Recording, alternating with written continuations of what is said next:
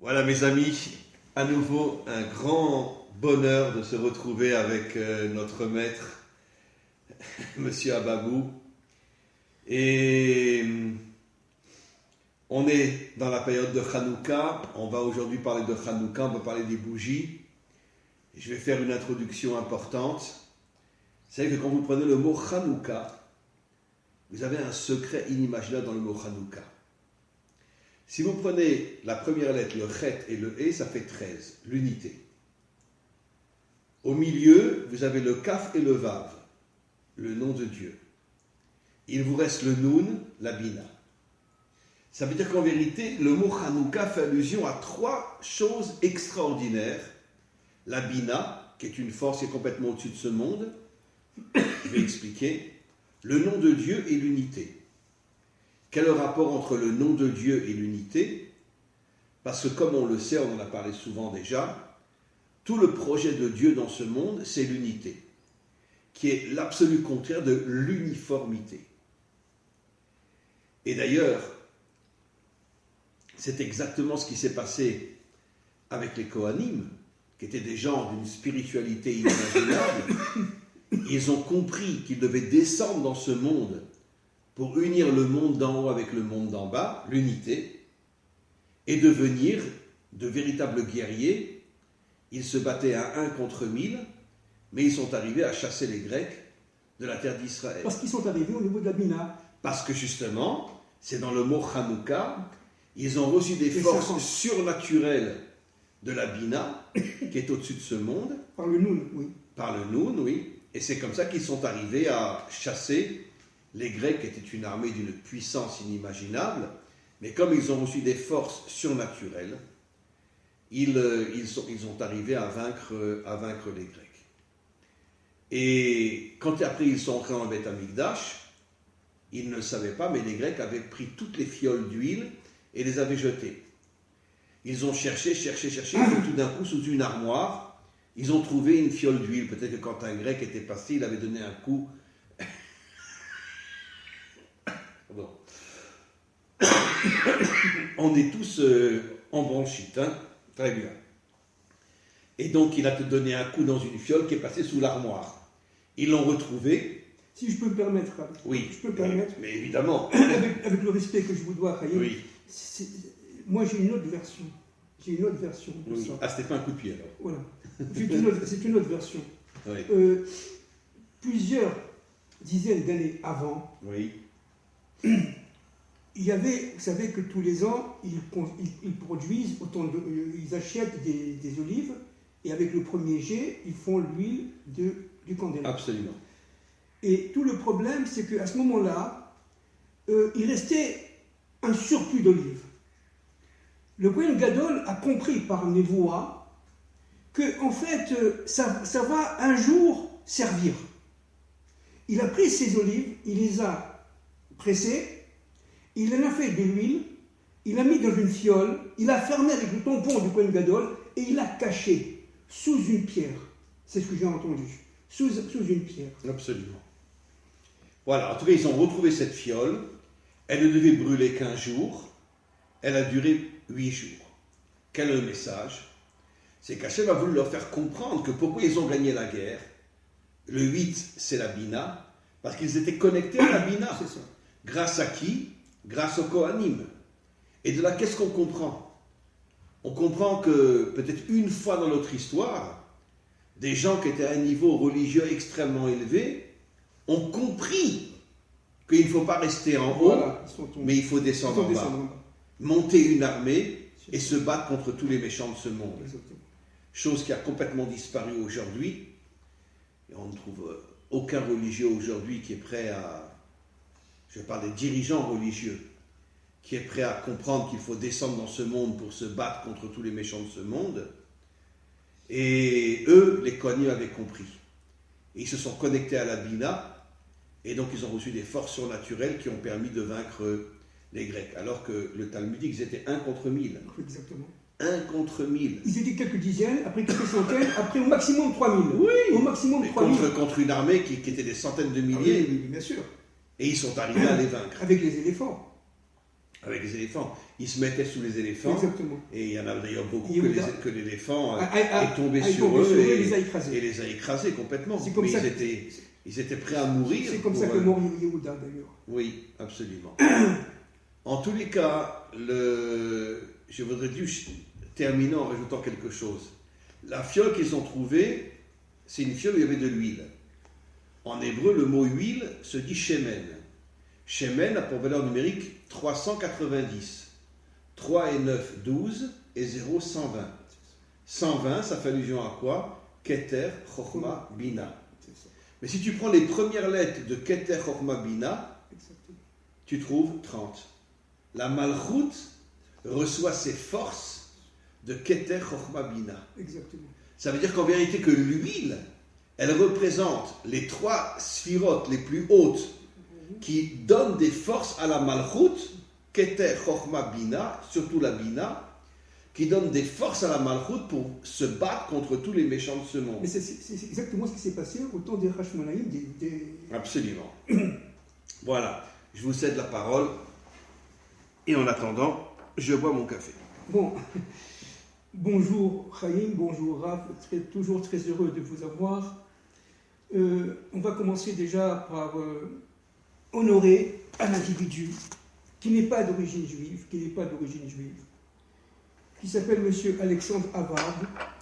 M. Alexandre Havard est un avocat d'origine russe qui a vécu à Paris de nombreuses années, qui après est passé une partie de sa vie, quelques années, une dizaine d'années à peu près, en Finlande, et puis après cela, il est reparti en Russie. Et M.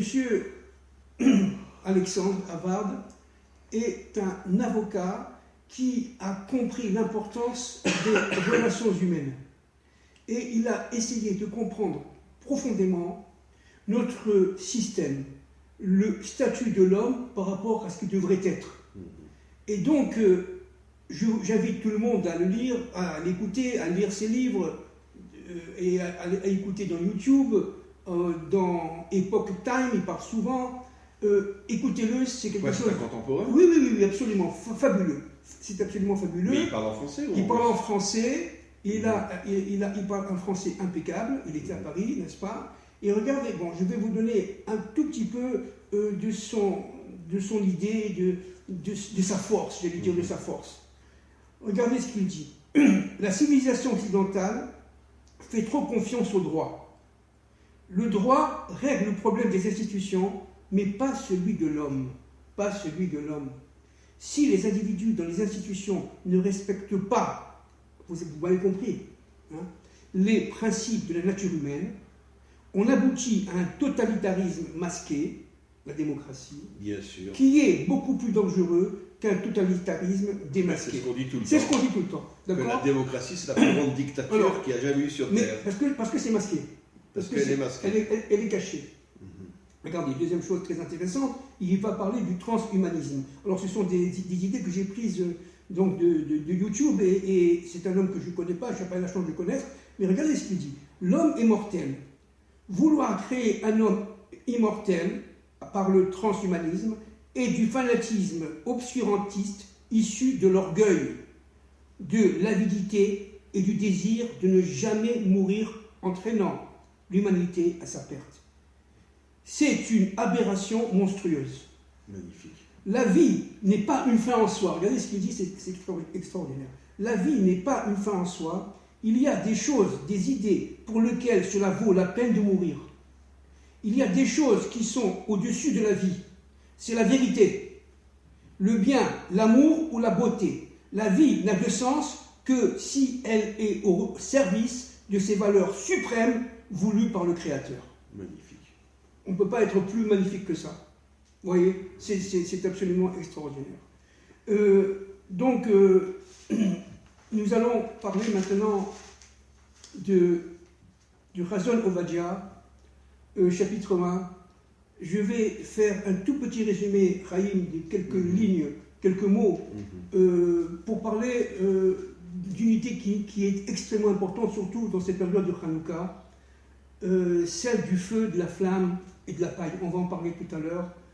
Et je commence un tout petit peu à citer une partie de la prophétie du prophète Ovadia.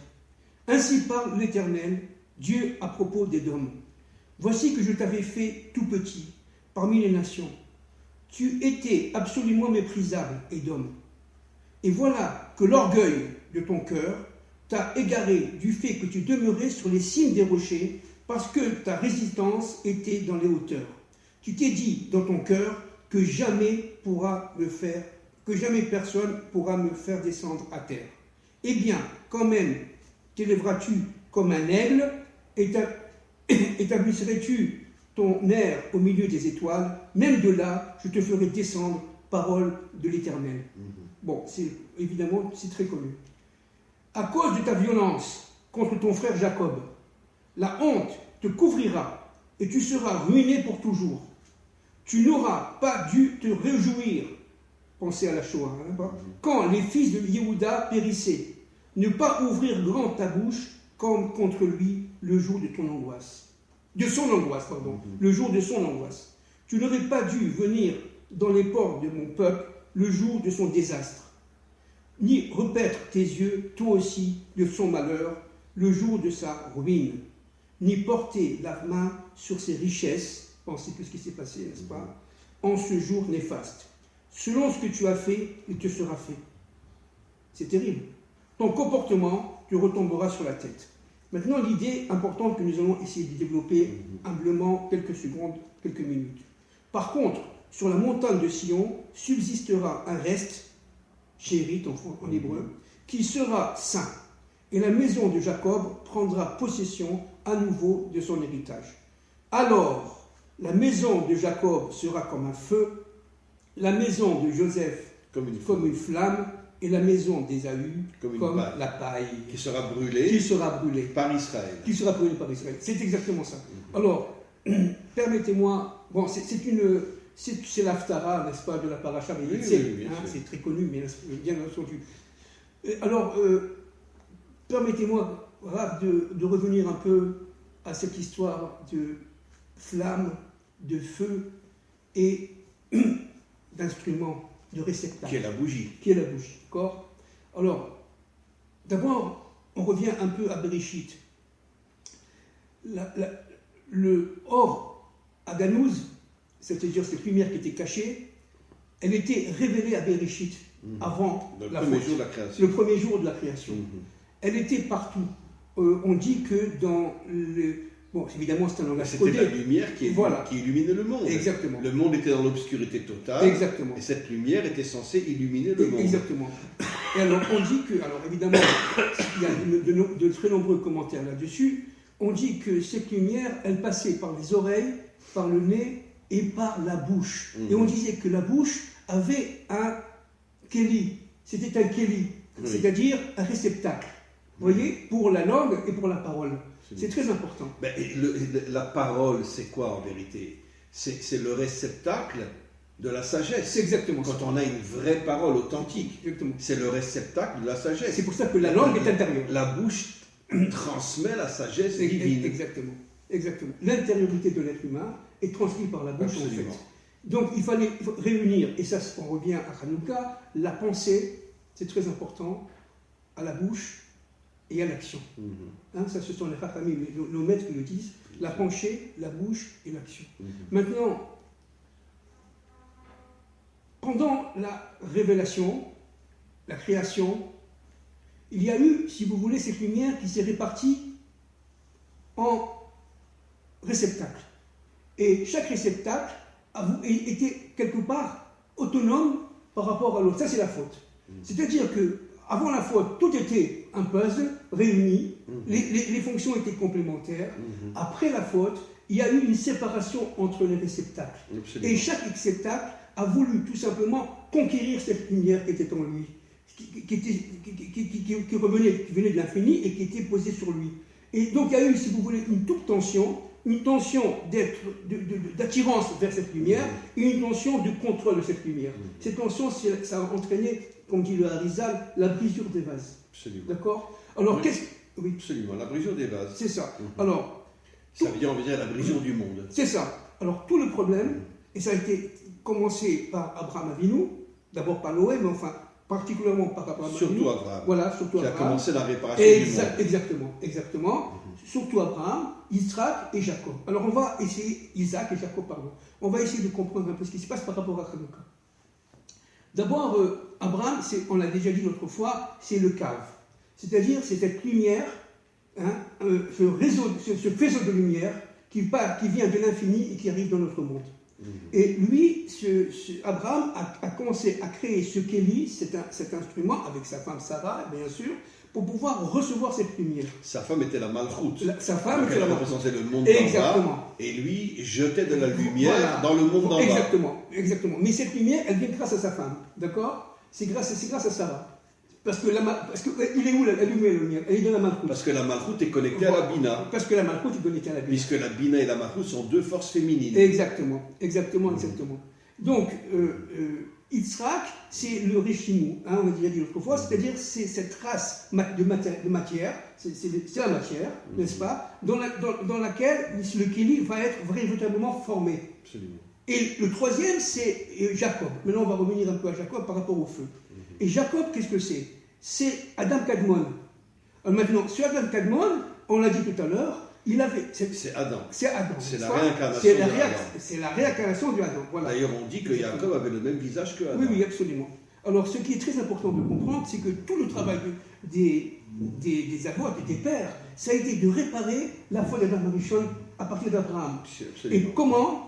En restructurant les attributs divins qui sont en eux. Chaque homme qui descend d'Adam Arishon, chaque homme qui descend d'Adam Arishon a les 10 attributs divins en lui.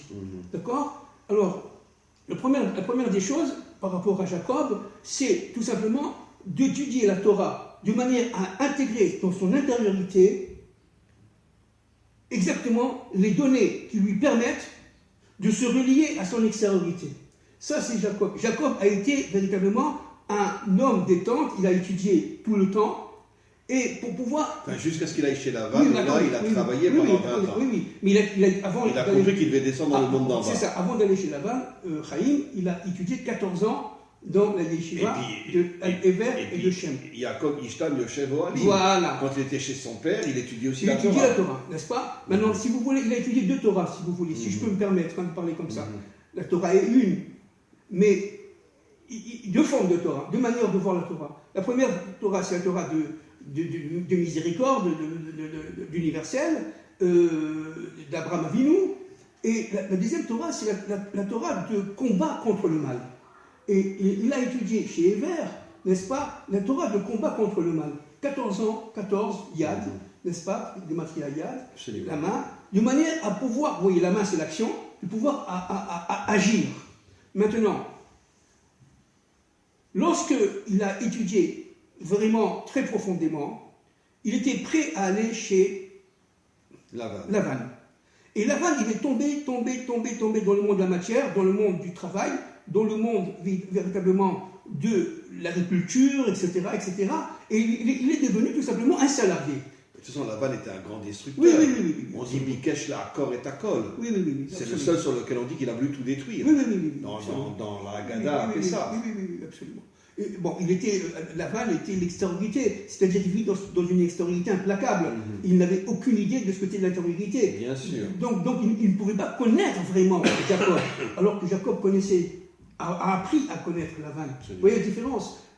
Jacob, en travaillant chez Lavan, en souffrant, parce qu'il a beaucoup souffert, on l'a déjà dit de nombreuses fois, eh bien, il a réussi à recréer son extériorité, il a intégré son intériorité et son extériorité. Absolument. Ensemble. À partir de ce moment-là, qu'est-ce qu'il a fait? Il a commencé à réparer les réceptacles. Là, on revient à Hanouka. Il a commencé à réparer les réceptacles qui étaient en lui. Alors, il a d'abord... D'ailleurs, c'est pour ça qu'il a épousé 2 femmes, Exactement. la Mina et la Malchoute. Exactement. C'est-à-dire pour unir le monde d'en haut avec le monde d'en bas. Exactement. Voilà. Et quand il a étudié, il a créé, en fin de compte, à l'intérieur de lui-même, un feu. un feu implacable qui était tout simplement de faire rayonner la présence divine dans ce monde. Vous voyez, c'est pour ça que lorsqu'il a vu Rachel, qui est la Malchoute, il a tout de suite bondi, il a dit... La Malchoute correspond au feu. Oui, absolument. Puisqu'elle est censée brûler tous les méchants de ce monde. Absolument. Le feu, c'est la Torah d'abord. La Torah, c'est un feu. Maintenant, ce qu'il faut comprendre, c'est que... Comme dit Rabbi Nachman, à Esh Sheli Tukad, Aliyat HaMashiach. C'est ça. Mon feu brûlera jusqu'à la venue du Mashiach. C'est exactement. En vérité, il ne parle pas de lui en tant qu'homme, il parle de la Torah, qui est le feu, c'est ça, qui brûlera jusqu'à la venue du Mashiach. Et au temps du Mashiach, il y aura cette fameuse Torah de la délivrance, les premières tables de la loi, qui est le feu du feu, si vous voulez. D'accord. Maintenant. D'abord, qui partira en guerre contre tous les méchants. Absolument, mais bien sûr. Mais attendez, on va comprendre comment ça. Tout le travail de Jacob, ça a été de réparer. Or, vous savez que dans la rencontre entre Jacob, on l'a dit autrefois, et Ésaü, le Zohar dit une chose extraordinaire. Il ne s'est pas recroquevillé devant Ésaü. Il ne s'est pas, comment on dit, penché, comment on dit.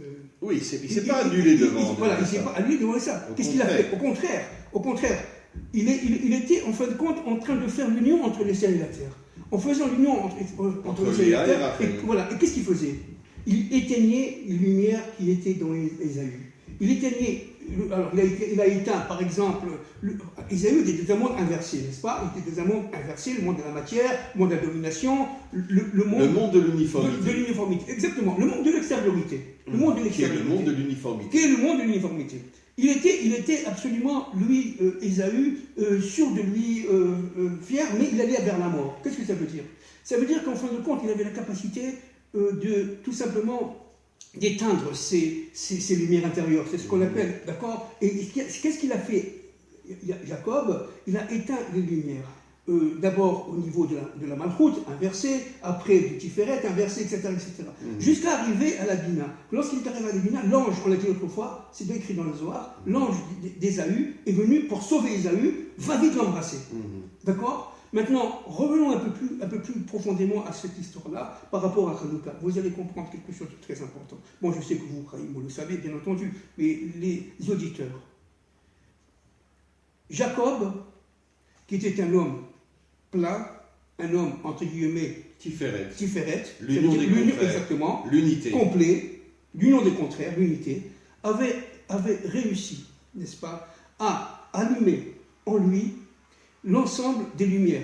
C'est-à-dire, il avait, vous savez, dans la tête, il y a 3 lumières. Il y a le Keter qui est une lumière principale, mais qui est Chokhma et Bina. Après, vous avez ici le Chesed, d'accord?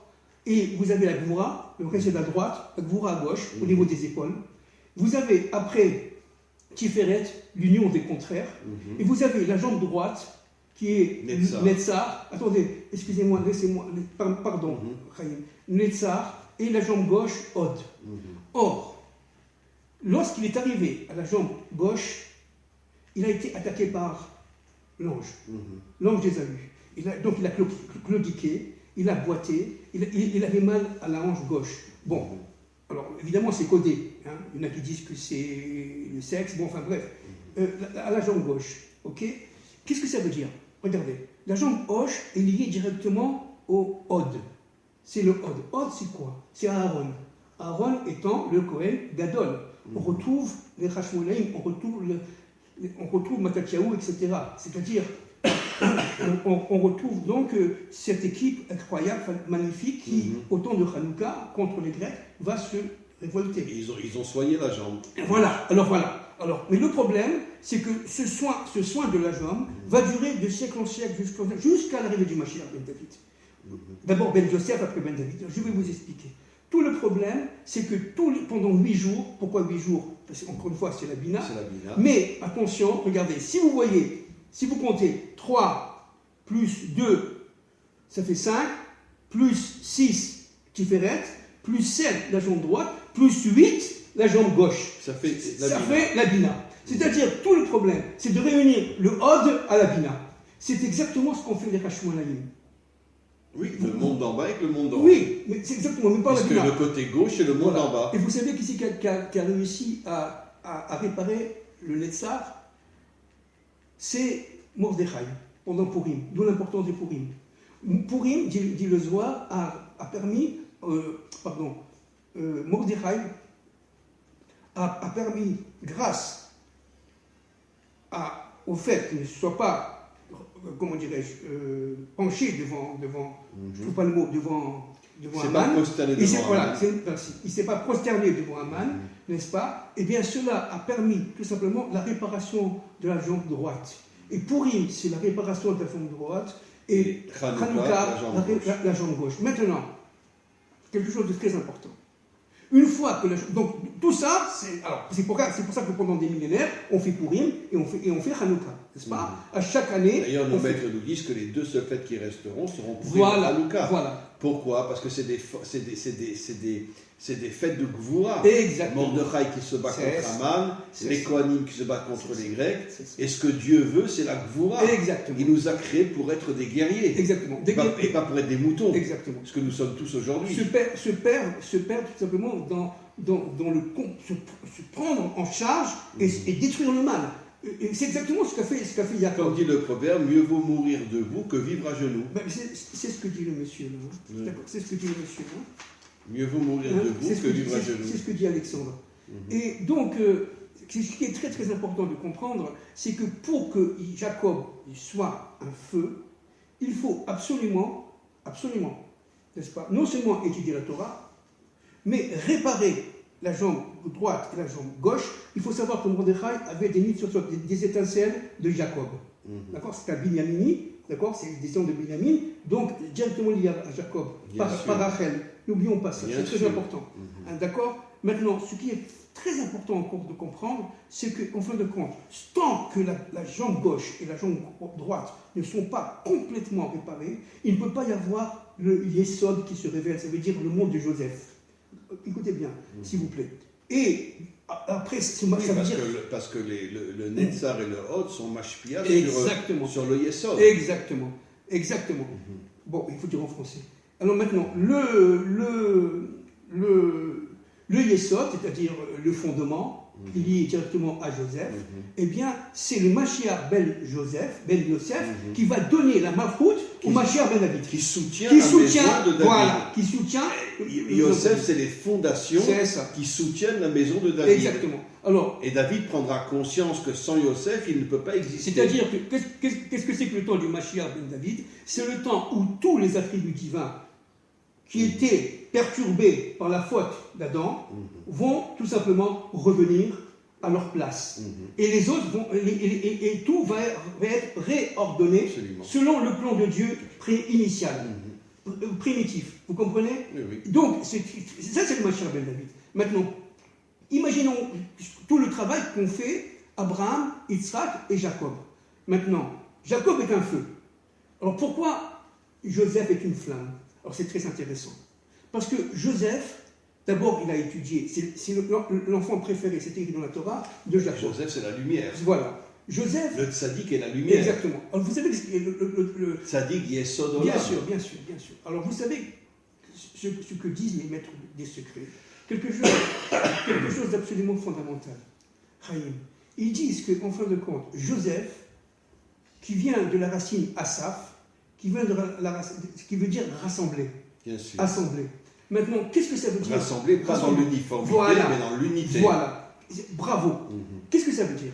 Ça veut dire qu'en fin de compte, tous les attributs divins qui ont été désordonnés par la faute d'Adam, ils sont tous différents, mais ils sont unis. Voilà, mais ils sont unis, complémentaires, c'est un puzzle, d'accord? Complémentaire. Absolument. Eh bien, quelle est la force qui va réunir tout cela? Tous ces attributs, c'est Joseph.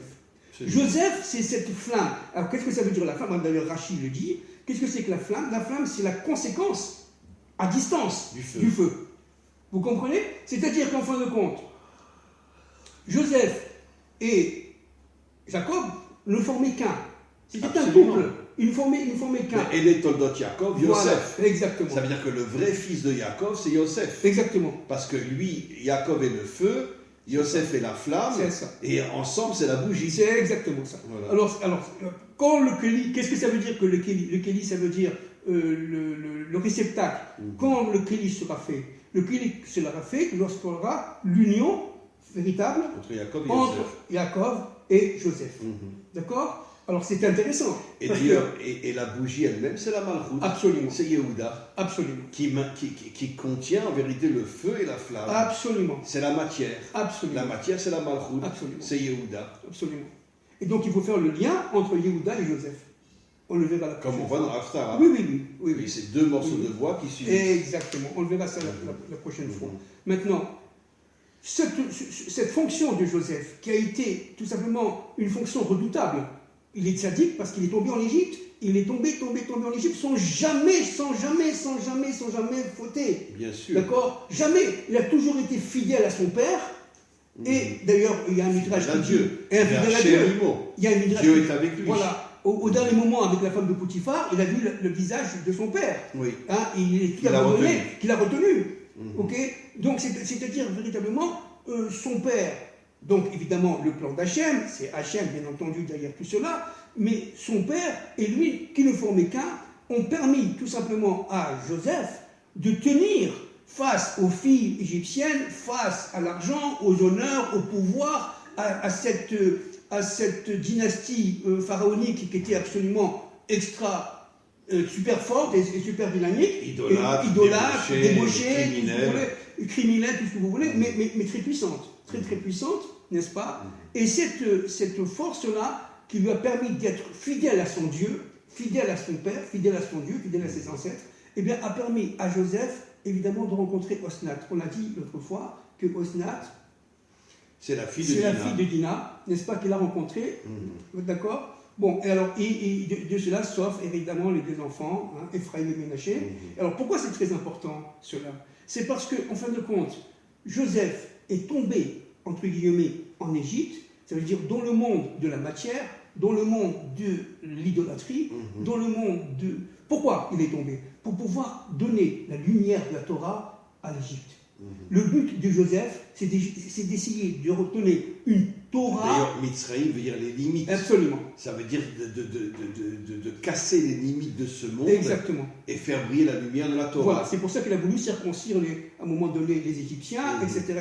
Et Pharaon était d'accord. C'est-à-dire, véritablement, ce qui est très important, c'est de comprendre que la fonction fondamentale de Joseph, c'est d'amener la lumière divine, la Torah, dans ce monde. Absolument. C'est très important. Et à partir de ce moment-là, il devient le Satan d'Ésaü. Ça veut dire quoi, le Satan d'Ésaü? Ça veut dire, en fin de compte, l'opposant. Celui qui va contrer Ésaü. C'est le bon Satan. C'est le bon Satan. Qui se bat contre Ésaü. Exactement. Maintenant, qu'est-ce que c'est qu'Ésaü? Vous avez compris. Bon, vous, je sais, vous le savez. Enfin, les auditeurs. Qu'est-ce que c'est qu'Ésaü? Ésaü, c'est la force pour la force, la domination pour la domination, la grandeur pour la grandeur, c'est la grandeur pour l'ego, c'est-à-dire l'orgueil. D'accord? C'est la vie présente. Je veux vivre ma vie, on dit même kiffer la vie, n'est-ce pas? Au jour le jour, le reste m'apporte peu. C'est-à-dire qu'Ésaü vivait dans l'extériorité du monde. Absolument. Tandis que Joseph vivait lui aussi dans l'extériorité du monde, mais rattaché... Il était connecté à son intériorité. Voilà, rattaché à son intériorité. D'ailleurs, c'est tout le travail de l'homme, de connecter l'intériorité à l'extériorité. C'est ça. Comme le couple, l'homme et la femme. Exactement. L'homme représente l'extériorité, la femme et l'intériorité. Exactement. Et l'union du couple, c'est l'union entre l'intériorité et la femme, l'extériorité et l'homme. Mais c'est pour ça, entre parenthèses, je reviens à Hanouka, là, c'est pour ça, à Hanouka, n'est-ce pas, une des raisons de la rébellion et de la guerre, c'est une guerre, on le verra une autre fois, mais c'est une guerre terrible qui a duré plus de 7 ans. Ça qui a commencé à 25 décembre, enfin bref, c'est très compliqué, on en parlera. Mais ce qui est très important de saisir, c'est que n'oublions pas qu'il y a un décret royal de l'époque d'Alexandre le Grand qui disait que, en fin de compte, le délégué grec, par exemple en Israël, n'est-ce pas, devait avoir des rapports avec toute femme qui voulait se marier. C'est pour ça qu'ils ont changé la date du mariage. Exactement. C'est marqué dans le Talmud. Exactement. Ils ont changé la date du mariage parce qu'à chaque fois qu'une femme se mariait, le général grec prenait la femme avant son mari et la violait. Alors pourquoi? Pour empêcher l'union des contraires entre l'homme et la femme. C'est-à-dire, c'est pour souiller les huiles. C'est la même chose. Absolument. Shemen, c'est les Shabbat, n'est-ce pas? Shemen, c'est lié directement à quoi? à la Chorma. Et la Neshama, c'est la femme, parce que la Neshama, c'est la Bina. Voilà. Bina Yetera, Voilà. Nidna Leisha, la femme a plus de Bina que l'homme. Voilà. Et la Neshama, c'est la Bina. Exactement. Mais la Chorma, c'est très important. Parce que la Chorma, c'est quoi? C'est tout simplement la sagesse qui permet de se réduire par rapport au plan de Dieu. D'être tout simplement humble, c'est l'humilité. L'humilité au plus profond. Chorma, mais Aïn Timatse. Exactement. Elle sort du Aïn. Exactement. C'est-à-dire la vraie sagesse, c'est l'humilité. Exactement. Comme on dit sur Moshe, Anav Mikol Adam, le plus humble des Et hommes. ce qu'ont voulu faire les Grecs, c'est exactement casser cette humilité de Évidemment. manière à prendre Le la culte place. de l'ego, le culte de l'orgueil. La D'abord, place de toute façon, de Dieu. toutes ces grandes puissances, c'est l'uniformité. Absolument. Ou tu es comme moi, ou je t'écrase. Exactement. Voilà. Exactement. C'est la lutte entre l'uniformité et l'unité. Exactement. Alors, on revient maintenant à Ésaü. Ésaü, c'est de la paille. Alors, qu'est-ce que c'est que la paille? La paille, évidemment, c'est l'extériorité C'est du rien. blé. Je veux dire, c'est rien du tout.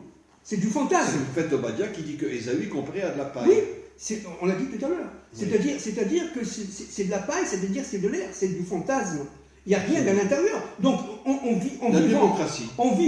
vivant à l'extériorité sans se connecter à sa propre intériorité, on vit dans un fantasme, on vit tout simplement dans une ébauche de bonheur qui n'a rien à voir avec la connaissance de Dieu. On vit dans l'extériorité, et à partir de ce moment-là, on va au restaurant, on va au cinéma, on va rigoler, on a la retraite, on va aux vacances. Le nombre de gens qui les vont... restaurants en Israël sont très bons, surtout à Jérusalem. Le nombre de gens qui sont actuellement... Écoutez, c'est incroyable. Chaque fois que j'entends parler des gens autour de moi, je suis invité, etc., ils parlent que de vacances, ils parlent que de voyages. Vous comprenez? C'est-à-dire une fois, j'arrive pas de leur dire, mais attendez, on est dans le monde du fantasme. Excusez-moi, on est dans le monde du fantasme. Et Ésaü, c'est véritablement... fantasme. Le fantasme. C'est le mensonge et le fantasme. Le mensonge. Comme disent nos maîtres, Alma Deshikra, le monde La du mensonge. désinformation. Et les commentaires disent c'est les deux millénaires où C'est ça règne. Exactement. C'est le monde du mensonge. Du mensonge. Un mensonge Et c'est inventé. pour ça qu'ils ont créé la démocratie, qui est le plus grand mensonge jamais construit sur Terre. Oui, alors donc, ce qui est très important, c'est qu'en fin de compte, cette flamme issue du feu va permettre de brûler La paille la de Esav. paille. Ça. D'ailleurs, C'est-à-dire- on dit que Yosef est le combattant de C'est ça, Esav. c'est ça. C'est Rachid qui le dit. Ben oui.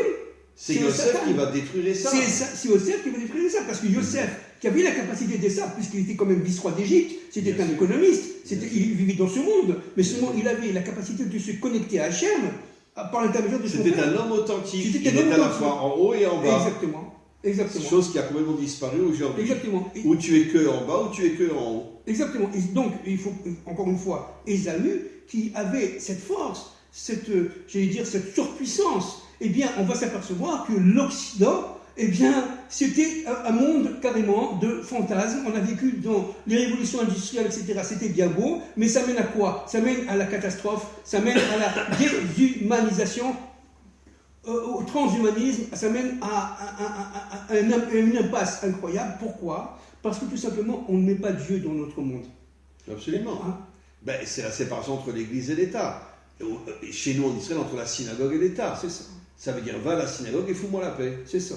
Alors, Voilà. alors tout le projet du Mashiach, c'est de remettre, j'allais dire, entre guillemets, Dieu dans son monde, c'est-à-dire de le révéler dans sa malchoute. De détruire les synagogues et les églises. Et de détruire tout simplement tous ces fantasmes, toutes ces réalisations qui sont des réalisations, j'allais dire, impuissantes, parce que tout simplement, elles n'ont pas la force du feu de Jacob. Mais Elles absolument. n'ont pas la force de la flamme. Mais parce qu'aujourd'hui, personne ne veut se battre contre le mal. Et c'est pour ça qu'on est dominé par tous les dirigeants religieux qui se foutent de nous, qui nous mentent du matin au soir. Étudie la Torah, prie et le Messie viendra. Alors que c'est complètement faux. Nos maîtres disent tout le contraire. Le Mashiach a besoin d'un ventre qui le crée. Et donc ce ventre, c'est les Hébreux et les Bnei Adam qui vont se réveiller pour faire venir le Mashiach. Absolument. Et donc Absolument. il faut une action. Absolument. D'ailleurs, c'est pour ça que l'homme a été créé par Naasé à Adam. Exactement. Faisons l'homme. Exactement. L'identité de l'homme, c'est l'action. C'est pour ça que, donc, alors maintenant, vous comprenez qu'est-ce que c'est que Hanouka? Hanouka, c'est tout simplement des Kohanim qui vont aller au dehors de leur fonction. Ça veut dire qu'ils vont aller ils vont se surpasser, ils vont Mais se évidemment. dépasser, ils vont aller de l'autre côté complètement. Des Kohanim, D'ailleurs, Hashmonaïm, il y a le mot Shmoné dedans, bien sûr, qui est connecté à la Bina. bien sûr, absolument, bravo. Et donc ces Hashmonaïm-là vont être capables, quelques centaines au début, n'est-ce pas, de se battre avec une force incroyable, c'est la force de la Bina, mais aussi le fait de réparer la jambe gauche, comme on l'a dit tout à l'heure, Bien le sûr. Hod, de manière à tout simplement Qui est le monde d'en bas. qui est le monde d'en bas, qui va permettre tout simplement de faire rayonner la royauté de Dieu dans notre monde. Et c'est pour ça qu'ils avaient une force incroyable, incommensurable, parce que tout simplement, non seulement ils étaient reliés à la Bina et à Hod, mais en plus ils étaient en dehors, carrément, en dehors, ils se sont surpassés, en dehors de leur fonction. Mais bien sûr. Ils ont réuni. Ils ont tout compris. Ils ont tout compris. Ils ont tout compris. Ils ont compris que l'homme authentique, c'est l'union entre le monde d'en haut et le monde d'en bas. C'est ça. D'ailleurs, c'est les 4 lettres du nom divin. Yud est le monde d'en haut, Vav est le monde d'en bas. C'est ça. Absolument. Et qu'est-ce qu'il a fait à Malek? Il a détruit les 2 dernières lettres, comme pour dire à Dieu, reste en haut, il faut nous la paix. Oui. Yudke. Notre Père qui est Ya. aux cieux, surtout restez-y. Qu'est-ce que c'est Amalek? Ya. Oui, Ya. bien sûr. Ya, Ya. comme les Allemands. Les Allemands. Ya. Voilà, ya. Et ils montent la main. Absolument. Ça veut dire quoi? Ça veut dire qu'ils veulent confisquer la réalisation du monde. Parce qu'avec la main, on réalise. Oui, Vous c'est comprenez? intéressant. Ya en Ya. allemand, qui est le Yud et. Bien sûr. Ça veut dire reste en haut, il faut nous la paix. Bien sûr. Bien sûr. C'est-à-dire, le Ya, c'est nous. C'est pas toi. Reste en haut et laisse-nous tranquille. Façonner le monde comme on veut. Deutschland über alles. Hein, c'est-à-dire, voilà, c'est l'Allemagne qui Donc domine. en vérité, on en revient toujours à la même conclusion. On est dans une situation aujourd'hui où le monde est en train de s'écrouler, Absolument. mais quand on touchera le fond, il y aura une partie de ce monde qui va se réveiller. Yerida, Letzorer, Aliyah, C'est ça. on tombe pour mieux remonter, Exactement. mais cette remontée fera de nous des guerriers. C'est ça. Ça veut dire on arrêtera d'être des religieux qui passent leur temps uniquement à prier, à étudier. On comprendra bien sûr qu'il faut étudier, bien sûr qu'il faut prier, mais ça nous donne les forces d'être un homme d'action. La Torah, d'ailleurs, Vedibarta Bam, Bina Malchut.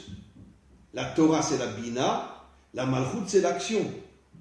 Comme on dit dans le Kriyat Shema, Vedibarta Bam. Ça veut dire qu'en vérité que tout le travail de l'homme, c'est de se servir des forces de la Torah pour devenir un homme d'action.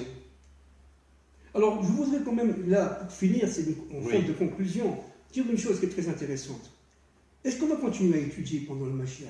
Bien sûr que oui. Mais évidemment que Bien oui. sûr que oui. Mais par c'est contre, pas, attention. on étudiera la vraie Exactement. Torah, les premières tables Exactement. qu'on n'a jamais reçues. Exactement. Là, les deuxièmes tables, c'est la qu'est-ce que ça religion veut dire? juive. Alors, qu'est-ce que ça veut Comme dire? la religion chrétienne, il n'y a aucune différence. Alors, comme je l'ai dit. Là, on va retrouver la vraie Torah, les premières tables.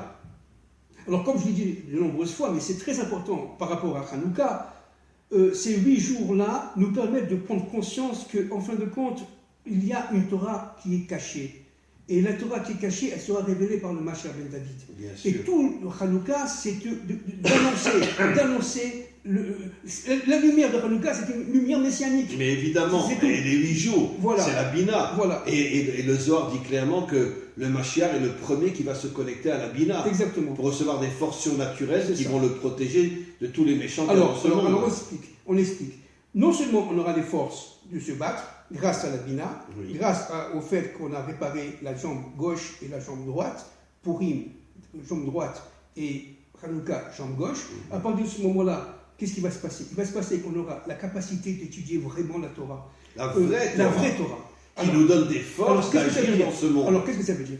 Ça veut dire qu'on va, comme je l'ai dit de nombreuses fois, ça veut dire qu'on va donner un sens à tous les actes de la vie. Bien Tous les sûr. actes de la vie seront sensés, si vous voulez. Et donc, à partir de ce moment-là, Dieu sera présent partout. C'est d'ailleurs ce que dit Rabbi Nachman dans la première Torah du Likutei Moharan. Il explique qu'en vérité que le vrai travail de l'homme, c'est de chercher la sagesse qui se cache dans chaque chose de ce monde. Exactement. Et comprendre le pourquoi des choses. Exactement. C'est ça ce qui va se passer. C'est-à-dire qu'on ne va pas comprendre un livre et répéter 100 fois les mêmes choses, etc., et apprendre par cœur. C'est pas ça du tout. La Torah sera tout simplement la vie elle-même, la réalisation de chaque La acte. Torah s'appelle Etz HaChaim. Exactement. C'est ce que le Zohar dit, Exactement. c'est l'arbre de la vie. Exactement, c'est la vie elle-même. C'est la Torah qui nous donne la vie. Exactement. C'est-à-dire qu'en fin de compte, cet arbre de vie qui est en nous sera dévoilé en nous je parle évidemment des gens descendants d'Adam Arishon et de Chava, et à partir de ce moment-là, il va y avoir tout simplement cette lumière qui va resplendir, et c'est ça la lumière de Hanouka, de l'extériorité, vous voyez, de l'intériorité, pardon. C'est pour ça qu'on les allume la nuit, voilà. Pour illuminer l'obscurité. De l'intériorité vers l'extériorité, il faut que ce soit à l'extérieur, vous voyez, de manière qu'à ce qu'on puisse le voir de la rue. Pourquoi? Parce que tout simplement, dans la rue, tout est lumière autour du Mashiach. Ça veut dire tout, les rencontres, On dit que la lune brillera comme le soleil. Exactement. Pour l'instant, la lune ne reçoit sa lumière que du soleil. Exactement. Mais au moment de la délivrance, la lune aura sa propre lumière. Exactement. Qui ne sera pas celle du soleil. Exactement. Et elle brillera aussi fort que le soleil. Et chacun sera capable de mettre chaque acte de sa propre vie et de la vie collective qui l'entoure dans un plan d'ensemble. C'est ça les premières tables de la loi. Donc c'est quelque chose d'inimaginable. D'ailleurs, sur les premières tables, il est dit Hachem ose la montagne, en ose la Torah. Chose qu'on a complètement oubliée. La Torah est censée nous donner des forces. Les forces d'agir dans ce monde. Il ne s'agirait pas d'étudier, comme on dit aujourd'hui, dans les yeshivot ou dans le... Mais non, mais aujourd'hui... Il s'agit tout simplement de sortir de cela... La majorité des dirigeants religieux aujourd'hui nous transforment en moutons. Oui, c'est ça. De sortir de cela pour pouvoir tout simplement, Chaim, vivre avec Dieu dans son actualité, dans sa réalisation. C'est lui le maître de notre vie, de notre temps et de notre espace. Évidemment. Voilà. Merci beaucoup. Et on fait un cours ce soir à 6h30 qu'on va enregistrer aussi. Et on le fait dans la synagogue du Rav Belaïch. Et on parlera... d'une autre facette de Hanouka. La 8e bougie. Qu'est-ce que c'est que cette histoire de 8e bougie par rapport à l'intériorité des extériorités et le combat contre les Grecs? Parce que qu'est-ce que c'est que... D'ailleurs, sachez qu'aujourd'hui, le 8e jour de Hanouka tombe à Noël. Ah oui, voilà. L'unité contre l'uniformité. Mais ça a été une confiscation du 25, entre parenthèses. Ils ont confisqué le 25. 5 fois 5. Oui, mais de toute façon, 25, c'est 2 et 7, ça fait 7, c'est la Malchut. C'est ça, exactement. Voilà. Donc, vive Noël, quoi. Merci beaucoup. Merci énormément.